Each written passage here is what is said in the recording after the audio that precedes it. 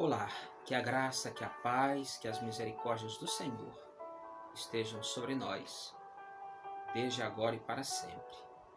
A nossa reflexão está na carta de Paulo aos Romanos, capítulo 8, versículos 28 e 29. Estamos certos de que Deus age em todas as coisas com o fim de beneficiar todos os que amam, dos que foram chamados conforme seu plano.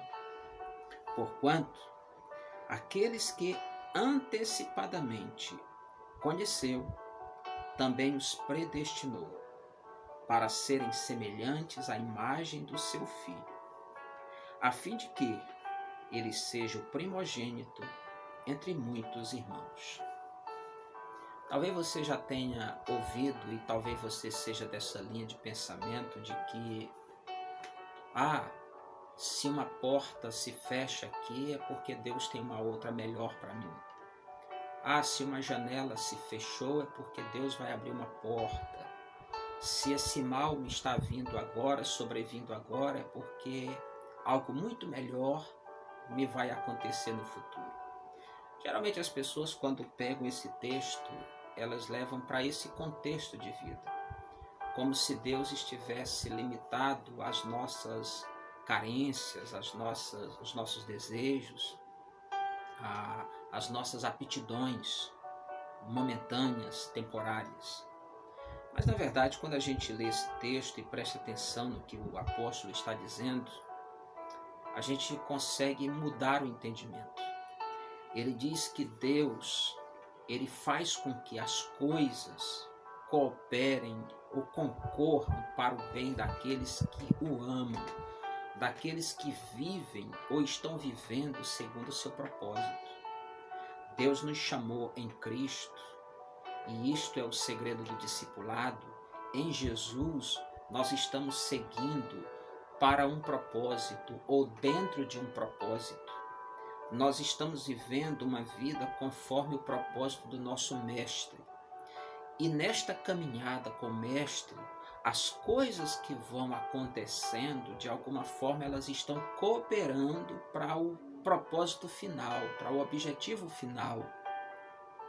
E qual é o objetivo final?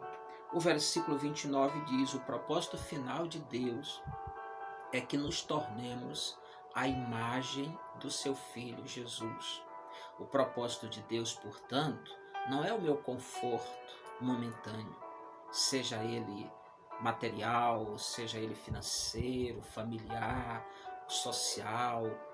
Não é esse o propósito final de Deus. O propósito final de Deus é que eu me torne a imagem do seu Filho Jesus, parecido com o seu Filho Jesus, é que eu absorva na minha vida o caráter de Cristo.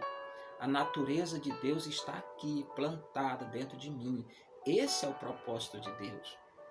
O que o apóstolo Paulo diz que tinha recebido como missão de Deus era não só pregar o evangelho, mas depois tornar esses seguidores de Cristo tão bem preparados, tão bem doutrinados, tão bem ensinados, tão bem discipulados, de modo que não houvesse nenhuma ruga, nenhuma mancha, nenhuma mácula, de forma que fossem irrepreensíveis. Porque é assim que nos tornamos a imagem do seu Filho Jesus.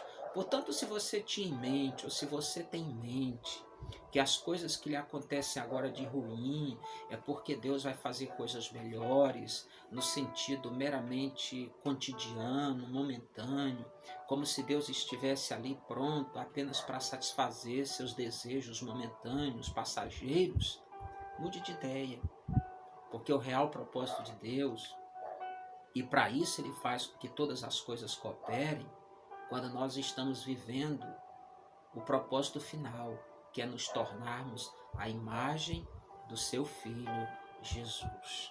Portanto, a nossa oração é que nós possamos compreender isto, é compreender que o meu maior desejo, a minha maior ambição, a minha maior busca, os meus esforços precisam ser em cima de algo que dure para sempre, que dure a eternidade.